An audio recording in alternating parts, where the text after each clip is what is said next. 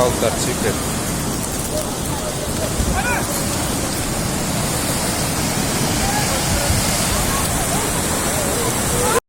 Assalamualaikum, jemaat aramızda mereka Paris'de çok işte kebap var.